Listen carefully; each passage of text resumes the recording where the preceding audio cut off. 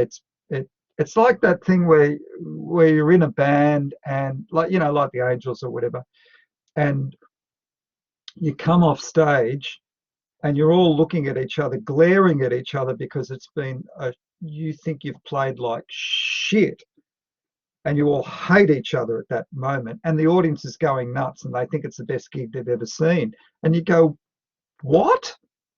Are you people crazy? And the opposite is often true. Sometimes you come off stage and you think, oh, that was just the best gig we've played in a year, and the audience couldn't care less. It's like it's in the lap of the gods, isn't it? But I'm wondering whether the next recording I should do is just enjoying the smell of my own farts. Now, do you talk to people about your musical ideas to find out whether, well, basically, as it says there, to have an insanity check? No, I don't care. I kind of don't care. When it came to being in an ensemble like the Angels, well, what I would do is, okay, so there's working within a band context, and then there's working by myself. So within a band context, so I'll take the Angels as an example because that's the band that most people would know.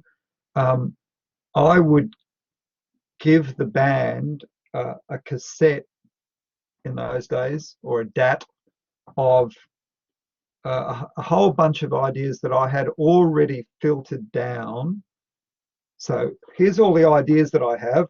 I have a gazillion of them, and then I put them through a strainer. And the strainer is, what is this thing called the Angels? So that means taking into account how the other people in the band played, and how Doc sang. So that's my big strainer, a filter. It's my big filter. Who are the other players in the band, and how might they lend their abilities to this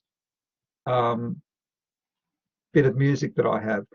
And that would get filtered down, and then I would give the band, most often just Rick Brewster, because he and I were writing partners. I would give the band a cassette, and they would choose which bits they liked, and those things would end up on the records. But with me, I have no one. It's that's not a pathetic little thing. It's just that the buck stops with me. So there is no filter. It's simply, what the hell do I want to record? And if I need a drummer who can play in that style, that's the drummer I get. And if I need a drummer who can play in that style, then that's the drummer I get. And so I didn't really have any, there's no filter. The only filter was what I would want to do. Is it good to have a filter, to have a collaborator, to have someone to bounce this around with?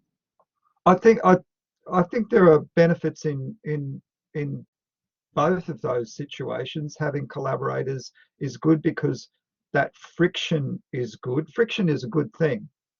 Rick Brewster and I didn't see eye to eye on everything, but I think we did some okay stuff. So friction is good, and also other people having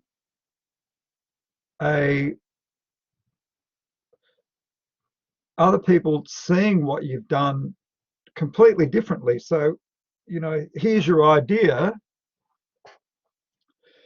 and you play to someone and you see it this way, but they see it completely differently, and you go, oh my God, I didn't notice that before. Oh, that's kind of cool. It could be anything from in musical terms, quite often you write a riff, or you come up with a riff or whatever, and you know where the one is, right? 1, 2, 3, 4, but somebody else hears the one in a different spot, and sometimes that's like, oh wow, I never considered that. And then you toss up whether you think that's a benefit to the band or not.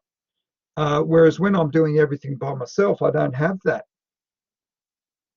So there, I think there, I can't say that it's better to work in an ensemble or better not to. It's just they're very, very different things. What I miss this a lot, is I miss just getting into a room with particularly a good drummer and and playing with a drummer. So when you play with an inspiring musician, and for me it's normally drummers, um, then this dance happens, and you kind of you forge your little river through the mountains, you know.